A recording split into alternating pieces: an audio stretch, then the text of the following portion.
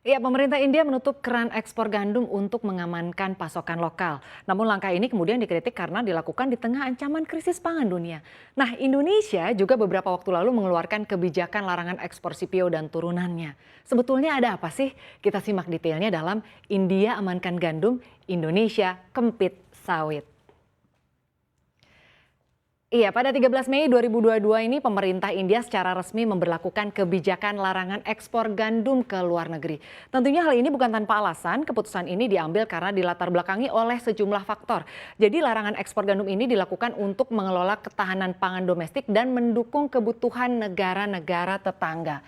Dan juga tentunya ini juga agar menjaga harga domestik gitu ya tetap terkendali. Dan alasan selanjutnya adalah terkait larangan ekspor gandum ini gelombang panas atau suhu udara yang tiba-tiba naik tajam. Nah, kenaikan suhu yang tajam dan tiba-tiba pada pertengahan Maret lalu ini membuat perkiraan produksi tidak mencapai target. Dan yang selanjutnya yang juga menjadi alasan masalah stok gandum di India tentunya tidak terlepas dari imbas perang Ukraina dan Rusia.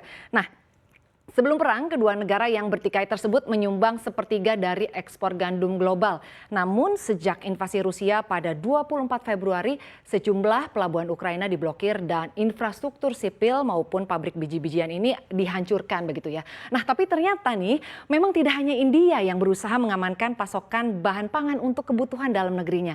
Indonesia juga. Jadi seperti kita ketahui beberapa waktu belakangan ini di Indonesia harga minyak goreng kan melonjak tinggi bahkan hingga sekitar 2 kali lipat. Dan Indonesia juga berusaha mengamankan pasokan bahan baku minyak goreng untuk kebutuhan dalam negeri. Kita lihat detailnya ya di slide selanjutnya.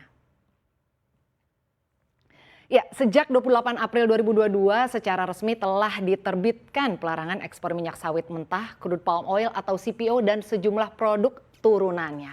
Nah, pelarangan ini dilakukan pemerintah pasca stabilitas harga minyak goreng yang tak kunjung membaik yang diiringi oleh kelangkaan.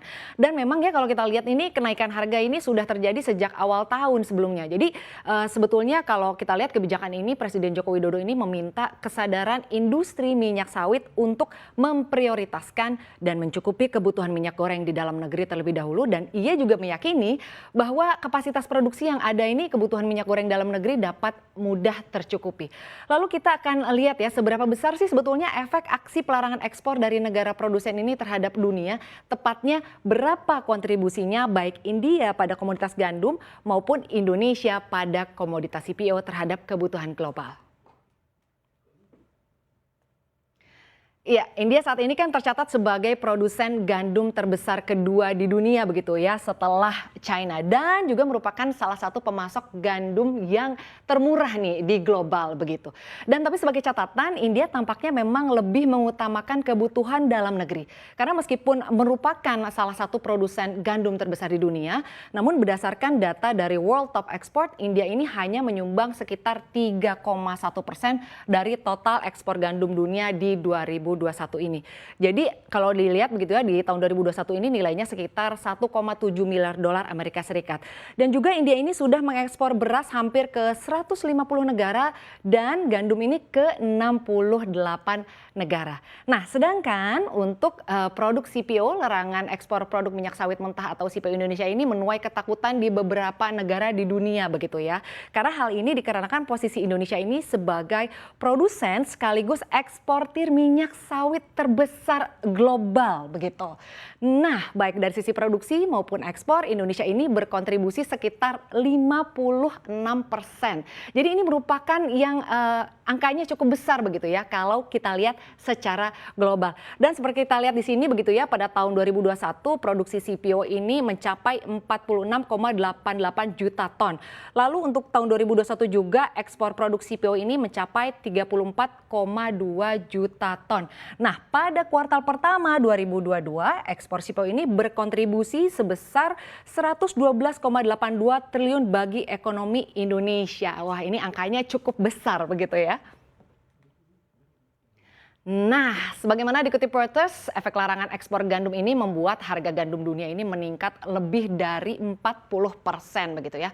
Pada saat yang sama, hasil produksi atau panen gandum India sendiri mengalami krisis.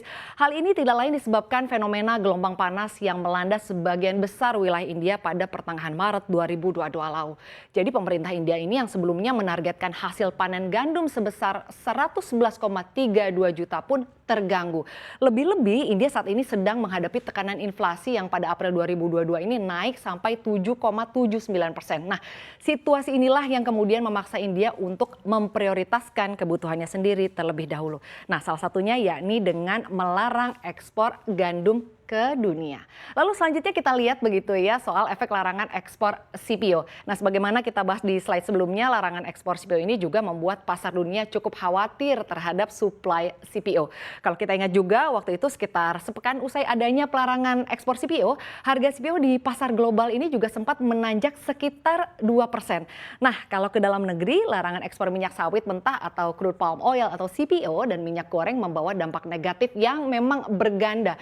Jadi bukan saja pelaku usaha perkelapa sawitan, tetapi juga kepada 3 juta petani kelapa sawit di Indonesia ini yang cukup terdampak begitu ya. Dan salah satu dampak nyata dari kebijakan larangan ekspor tersebut adalah penurunan harga tandan buah segar petani kelapa sawit ya.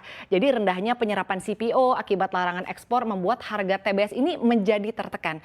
Dan penurunan harga TBS kelapa sawit terjadi di hampir seluruh wilayah pasca pelarangan ekspor CPO dan produk turunannya 2 pekan lalu.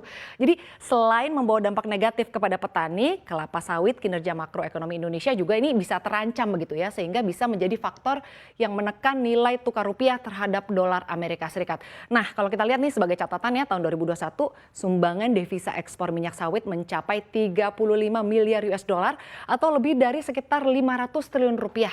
Dan sawit ini menjadi komoditas penyumbang devisa ekspor terbesar. Nah, selain dari devisa ekspor minyak sawit juga memberikan sumbangan bagi kas negara dalam bentuk pajak ekspor atau bea keluar dan pendapatan dari pungutan ekspor. Ya, jadi kalau kita lihat-lihat begitu ya, ini pelarangan ekspor CPO ini memang membawa dampak yang luar biasa. Dan juga kalau kita lihat kebijakan restriksi yang diambil oleh India juga tentunya bakal memperparah kelangkaan pasokan gandum di pasar global dan termasuk berdampak pada harga pangan di Indonesia. Pasalnya kan kenaikan harga gandum kali ini memang tidak bisa diserap pelaku usaha ya. Jadi untuk mengatasi hal ini bisa saja nih pemerintah Indonesia mengambil kebijakan intervensi, misalnya menggelontorkan subsidi ataupun mengeluarkan kebijakan yang bisa memperkuat nilai tukar. Jadi dengan demikian nih penurunan daya beli masyarakat dan juga inflasi akibat harga gandum bisa dikendalikan. Dan sebetulnya jika semua mulai memberlakukan pembatasan ekspor atau misalnya menutup pasar, maka ini bisa memperburuk krisis ya sebetulnya. Lalu apakah kebijakan tersebut akan segera dicabut? Kita lihat saja ya ke depannya akan seperti apa.